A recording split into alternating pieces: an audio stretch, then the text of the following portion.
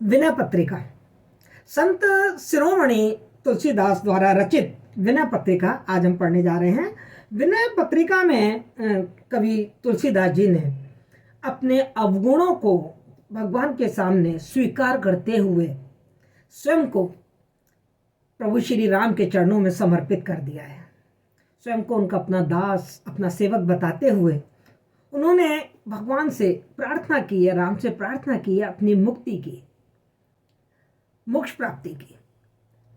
विनय पत्रिका गीति मुक्त काव्य है। इसमें मुक्तक हैं और इसकी जो भाषा है वो साहित्यिक ब्रज भाषा है। रूपक, उपमा, उत्प्रेक्षा, अनुप्रास अलंकार का बड़ा स्वाभाविक प्रयोग हमें इनकी विनय पत्रिका में देखने को मिलता है।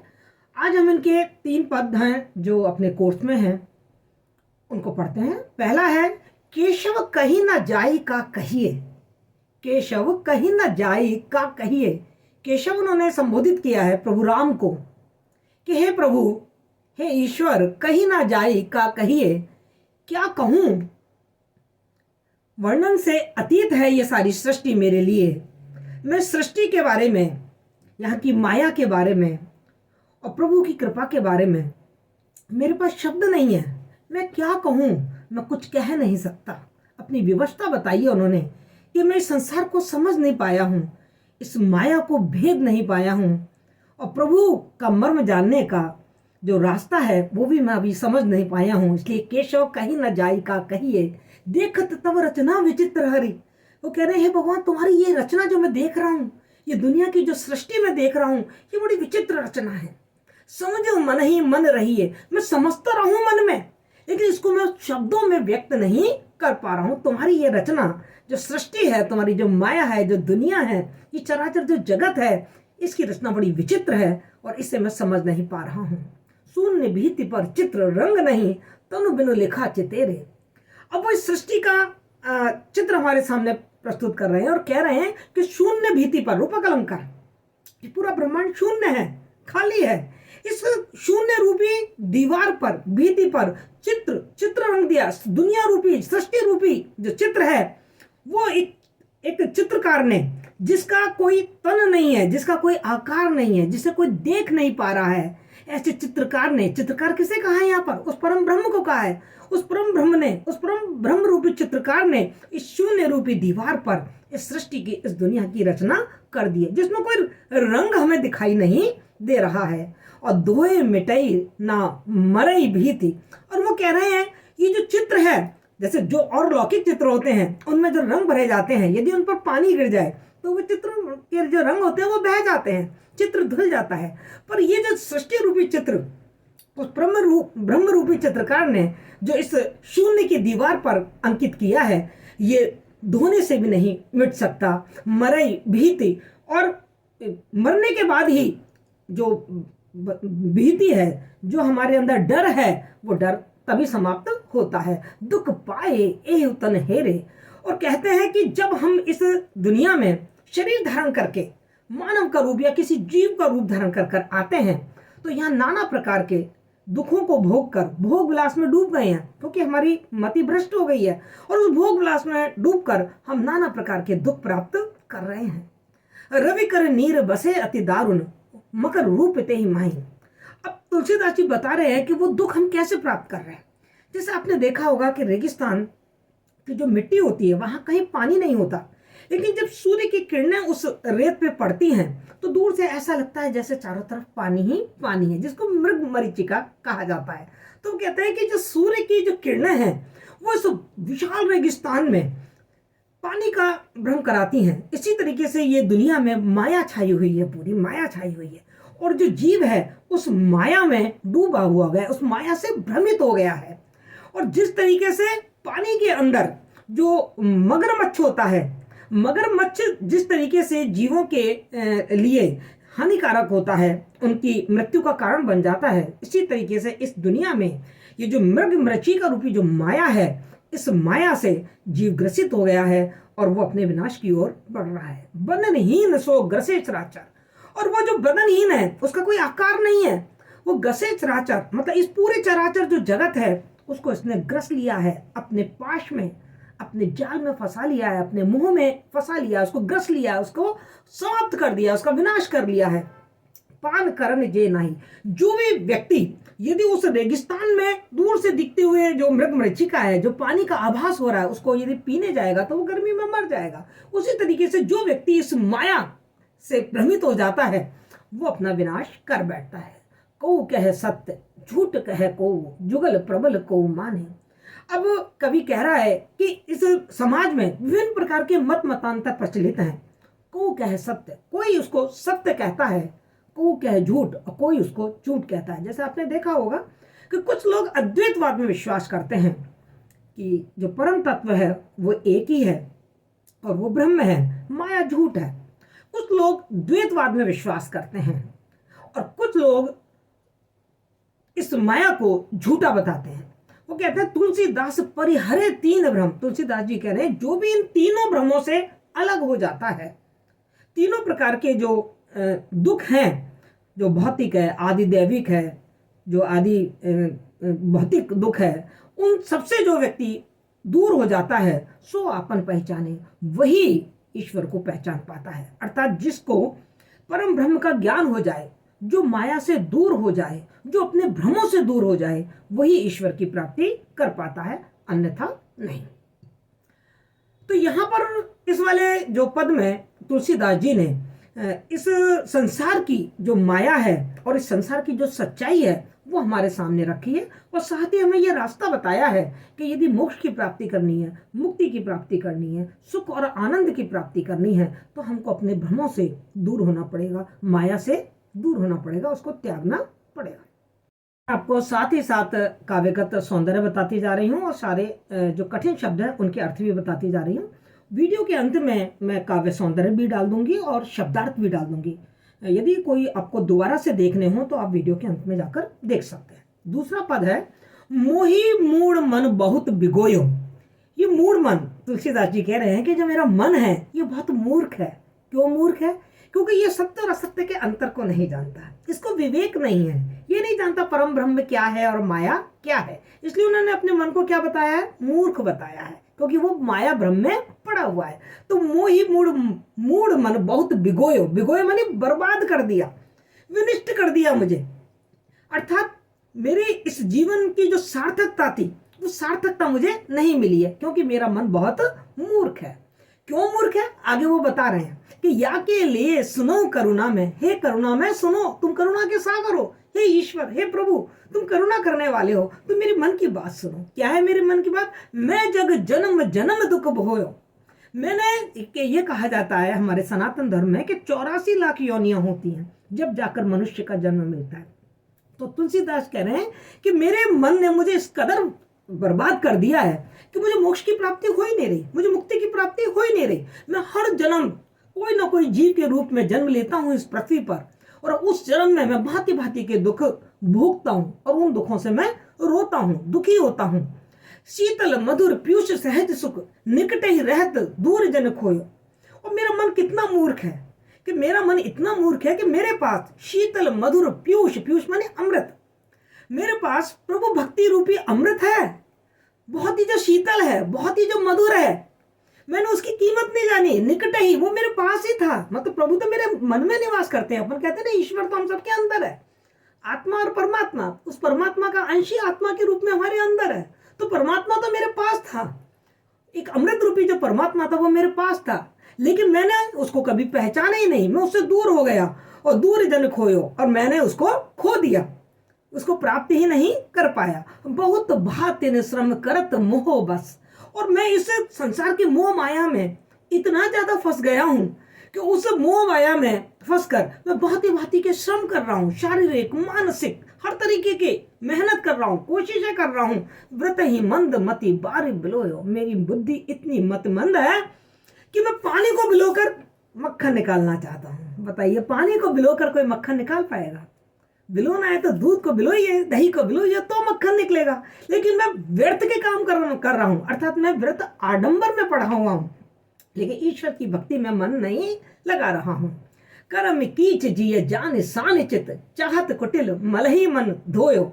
और मैं क्या कर रहा हूं कि इस दुनिया में आकर मोहवश दुनिया भर के आडंबरों में फंसा हुआ हूं और कर्म कीच, देखो रूपक अलंकार, कर्म को कीचड़ बताया है, क्योंकि जब हम स्वार्थवश कर्म करते हैं तो हम उसके फल को भोगने के लिए भी उत्तरदायी होते हैं। तो मैं इस जो कर्म व्यवस्था है, इस कर्म व्यवस्था रूपी कीचड़ में फंसा हुआ हूं, मेरा चित्त इसमें सना हुआ है। मैं नहीं समझता, मैं तो सोच रहा हूं मैं बहुत अच्छे कर्म कर रहा हूं, लेकिन मैं कर्म ऐसे कर रहा हूं कि मैं उसके कर्म बंधन में बनता ही जा रहा हूं। चाहत कुटिल मल ही मल धोयो, और मैं कर्म कर रहा हूं, आडंबर कर रहा हूं भगवान को प्राप्त करने के लिए। दुनिया भर के मैं रूढ़िवादिता, अंधविश्वास मेरे अंदर भरे हुए हैं, चाहत कुटिल, और मैं ये सोच रहा हूं कि ये कर्म करके, ये आडंबर करके मैं अपने कर्मों को धो रहा हूं, अपने जीवन को साफ कर रहा हूं। लेकिन नहीं, ये जो मेरी जो गतिविधि है आडंबर करने की, ये बहुत ही कुटिल है। और ये ऐसी कुटिल है कि मैं क्या कर रहा हूं, ऐसा लग रहा है कि जैसे मैं गंदगी को गंदगी से साफ कर रहा हूं। गंदगी को यदि साफ करनी है तो आपको निर्मल जल से धोना पड़ेगा ना, पर यह निर्मल जल तो रूपी जो भक्ति है वो तो हमसे बहुत दूर है। तो मैं क्या कर रहा हूं कि मैं अपने पापों को धोने के लिए और ज्यादा आडंबर कर रहा हूं। कर्म कीच मतलब आडंबर, आडंबर कर रहा हूं, अपने पापों को धोने के लिए और आडंबर कर रहा हूं, बिल्कुल उसी तरीके से जैसे गंदगी को गंदगी से धोने की कोशिश की जाए। ये कुटिलता मैं कर रहा हूं, इसीलिए मुझे मोक्ष की और मुक्ति की प्राप्ति नहीं हो रही है। तृषावंत सुर सरी विहाय सही, फिर विकल आकाश ने चोयो। और देखो मेरा मन कितना मूर्ख है कि मैं प्यासा हूं, व्याकुल होकर, प्यास में व्याकुल होकर, भक्ति ईश्वर की प्यास में व्याकुल होकर मैं जगह जगह फिर रहा हूं, आकाश को निचोड़ने की कोशिश कर रहा हूं कि आकाश को निचोड़ के मैं उसमें से पानी निकाल लाऊंगा। मुहावरा है आकाश को निचोड़ लेना, यानी कि धरती आसमान को एक कर देना। बहुत मेहनत कर रहा हूं मैं, लेकिन सही दिशा में नहीं है। मेरे प्रयत्न है, जो मेरे प्रयास है, जो मेरी कोशिशें हैं, वो सही दिशा में नहीं है। मैं जबरदस्ती आकाश को निचोड़ रहा हूं, मतलब मैं व्यर्थ काम कर रहा हूं, जबकि ईश्वर भक्ति रूपी सुरसरी अर्थात गंगा नदी मेरे पास ही बह रही है, उसको मैं भूल गया हूं।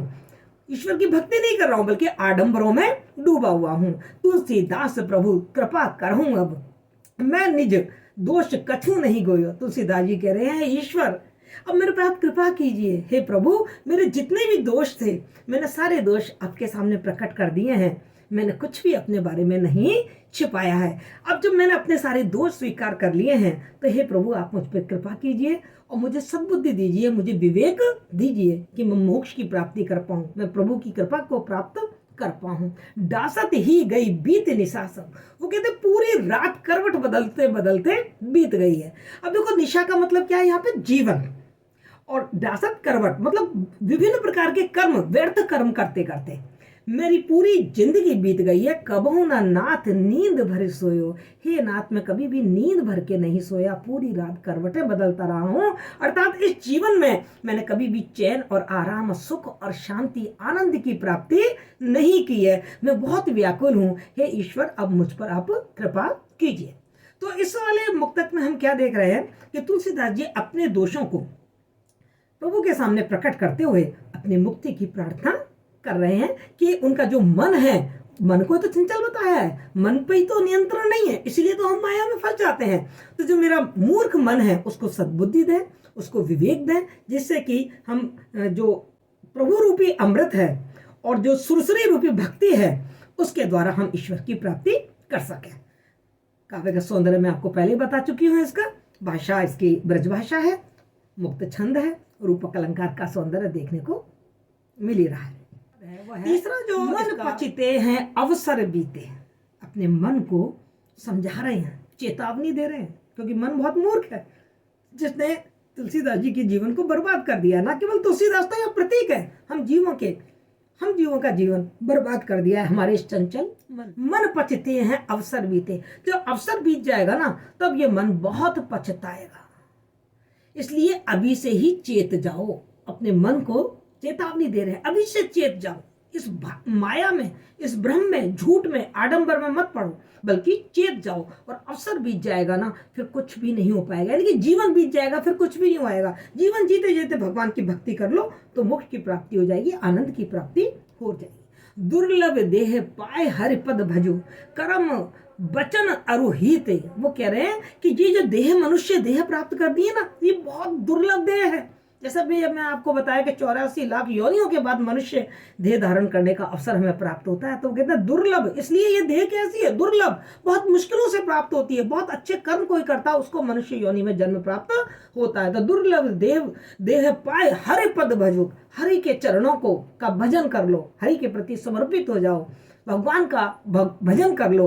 कर्म वचन अरुहिते, और जो भगवान का जो भजन करना है वो कैसे करना है, केवल मुंह से नहीं करना है, वचन से तो करना ही करना है, साथ ही कर्म से भी करना है। अर्थात हमें सुकर्म करने हैं, सत्कर्म करने हैं। उन सत्कर्मों के माध्यम से हम ईश्वर को प्राप्त कर सकते हैं। यहाँ पर तुलसीदास जी ने पाखंड का विरोध किया है कि केवल पाखंड से आप सोचेगा राम राम राम माला माला जप ली, तिलक लगा लिया, प्रभु भक्ति प्राप्त नहीं होगी। हमको प्रभु भक्ति कैसे करनी है, कर्म और वचन से। सत्य बोलना है, कड़वा नहीं बोलना है, किसी को बुरा नहीं करना है, अच्छे कर्म करने हैं। और सहस बाहु 10 बदन आदि नृप, बचे ना काल बलीते, काल बलीते रूपक अलंकार, मृत्यु रूपी अग्नि, बलिता का मतलब होता है अग्नि, मृत्यु रूपी जो अग्नि है ना, उससे तो हम भी कहां बच पाएंगे। ये जीवन है हमारा, एक न एक दिन मृत्यु के ग्रास में चला ही जाने वाला है। और इस मृत्यु से तो जब सहस बाहु और 10 बदन यानी कि रावण जैसे महान महान राजा नहीं बच पाए, तो हम भी नहीं बच पाएंगे। तो ये जीवन ही एक अवसर है। इस जीवन में, इस मनुष्य योनि में ही हम ईश्वर की भक्ति कर सकते हैं। पशु तो नहीं कर सकते, तो ईश्वरी हम इस मनुष्य योनि में ईश्वर की भक्ति कर सकते हैं। इसलिए इसको दुर्लभ देह बताया गया है। तो वो कहते हैं सहस बाहु, मतलब मरने से पहले ईश्वर की भक्ति कर ले, क्योंकि जो मृत्यु है वो तो एक ना एक दिन हमको झपट के ले ही जाएगी। क्योंकि उस मृत्यु से तो सहस बाहु और 10 रावण जैसे राजा तक नहीं बचे हैं। हम करी घन धाम संवारे, अंत चले उठ रीते। और वो कह रहे हैं कि हम करी, हम क्या कर रहे हैं, मैं कर रहे हैं। हमारे अंदर अहंकार है, हम स्वार्थ में फंसे हुए हैं, अहंकार में डूबे हुए हैं। धन धाम संवारे, हम खूब धन इकट्ठा कर रहे हैं, धाम संवारे, अपने घरों को सजा रहे हैं, यानी कि भौतिक सुख सुविधाओं को इकट्ठा करने में लगे हुए हैं। अंत चले उठ रीते, और जब मृत्यु आएगी ना तो रीते ही चले जाएंगे। कहते हैं ना, खाली हाथ आए और खाली हाथ ही चले जाएंगे। सिकंदर भी कहकर गया था कि भाई मैं दुनिया से जा रहा हूं, देखिए मेरे दोनों हाथ खाली हैं। तो वही तुलसीदास जी कह रहे हैं कि हम मतलब हम केवल स्वार्थों में पड़े रहेंगे, आडंबरों में पड़े रहेंगे, भौतिक सुख सुविधाओं को इकट्ठा करते रहेंगे, और मृत्यु आ जाएगी और खाली हाथ ही हम चले जाएंगे। ये भौतिक सुख सुविधा कुछ हमारे साथ नहीं जाने वाली है, हमारे साथ जाने वाले हैं हमारे कर्म। इसलिए हम कर्म अच्छे करें, प्रभु भक्ति हमारे साथ जाने वाली है। सुत बनितादि जान स्वार्थ न करू नेह सभी। और वो कहते हैं कि तुम इस सांसारिक मोह माया में, इस पारिवारिक प्रेम में कैसे फंसे हुए हो। सुत मानी पुत्र, और बनिता मानी स्त्री। तुम अपने परिवार के स्वार्थ में डूबे हुए हो, ये मेरा पुत्र है, ये मेरी पत्नी है। मतलब इस तरीके से हम लोग मोह माया में, सांसारिक मोह माया में फंसे हुए हैं। जान स्वार्थ रत, वो कहते हैं ये सब स्वार्थी हैं। जब तुम्हारी मृत्यु होगी तो कोई तुम्हारा साथ देने वाला नहीं है। ना करू नेह सभी ते, इसलिए इनसे इतना प्रेम मत करो। ये भौतिक सुख सुविधा मोह माया से इतना प्रेम मत करो। प्रेम करना है तो किससे करो, उस ईश्वर से प्रेम करो जो तुम्हें मुक्ति और मोक्ष और सुख की प्राप्ति करवाएगा। तो सुत बनितादि जान स्वार्थ रत, ना करू नेह सभी ते, ये सब स्वार्थी हैं, इन सबसे इतना प्रेम मत करो। और अंत हूं तो ही तजेंगे पामर, पामर मतलब पापी। उन्होंने अपने मन को कहा है कि हे पापी मन, अंत समय में ये सब तुम्हें तज देंगे। जब तुम्हारा अंत आएगा तो क्या ये तुम्हारे साथ जाएंगे? कोई साथ जाने वाला नहीं है। तुम्हारी आत्मा ही परमात्मा के पास जाने वाली है। और यदि तुमने अच्छे कर्म किए हैं तो वो कर्म तुम्हारी आत्मा के साथ जाएंगे। तो अंत हूं तो ही तजेंगे पामर, और तू ना तजे अभी ते। जब अंत में ये सब लोग तुझे तजी देंगे, त्याग देंगे, तो तू अभी से इनको क्यों नहीं त्याग देता, तू अभी से त्याग दे। तो यहाँ पर तुलसीदास जी का ये कहना है कि हम सांसारिक मोह माया से अपने मन को हटाएं, सांसारिक मोह माया से अपने आप को दूर करें, उस माया से, उस मोह से हम बाहर निकलें, उसको त्याग दें। उसको त्याग देंगे तो हमें प्रभु भक्ति की आनंद का जो सुख है वो मिलेगा। अब नाथ ही अनुराग जाग जड़ त्याग दुराशा जीते।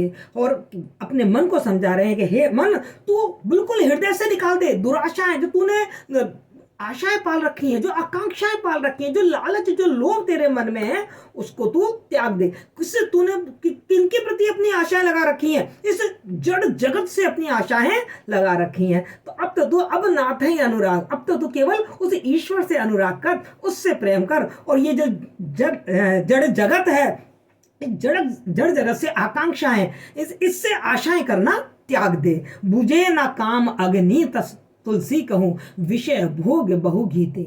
वो कह रहे हैं, तुलसीदास जी बहुत अच्छी तरीके से रूपक हमारे सामने प्रस्तुत कर रहे हैं। वो कह रहे हैं कि ये जो काम की जो अग्नि है ना, जो ये अंदर लोभ और लालच है, जो इच्छाएं हैं, ये जो इच्छाएं रूपी जो अग्नि है ना, वो कभी भी विषय भोग रूपी घी से नहीं बुझेगी। जैसे अग्नि में यदि हम घी डालेंगे तो वो अग्नि और ज्यादा प्रदीप्त होगी। उसी तरीके से हमारी जो काम वासनाएं हैं, ये इस विषय भोग से, भोग विलास से और ज्यादा हमारी कामनाएं बढ़ेंगी। ये नहीं है कि हमने ये चीज प्राप्त कर ली तो हमें संतोष प्राप्त नहीं होगा, बल्कि हमारी कामनाएं और ज्यादा उद्दीप्त होती जाएंगी। बिल्कुल उसी तरीके से जैसे अग्नि में घी डालने से अग्नि और ज्यादा उद्दीप्त होती है। तो तुलसीदास जी कह रहे हैं कि हे मन समझ ले, तेरी जो काम अग्नि, जो तेरी वासना रूपी जो अग्नि है, वो इस भोग विलास रूपी घी से बुझने वाली नहीं है, इसलिए तुझे भोग विलास को त्यागना पड़ेगा। तो इस पद का जो मूल भाव है वो ये है कि तुलसीदास जी ने भोग विलास को त्याग कर और प्रभु भक्ति में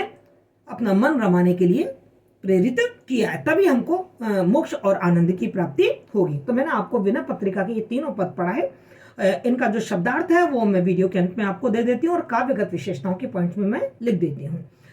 फिर भी यदि आपको कोई प्रॉब्लम आती है तो आप कमेंट बॉक्स में अपने सुझाव अवश्य लिखें। मैं आपकी समस्या का समाधान करने की कोशिश करूंगी। Thank you.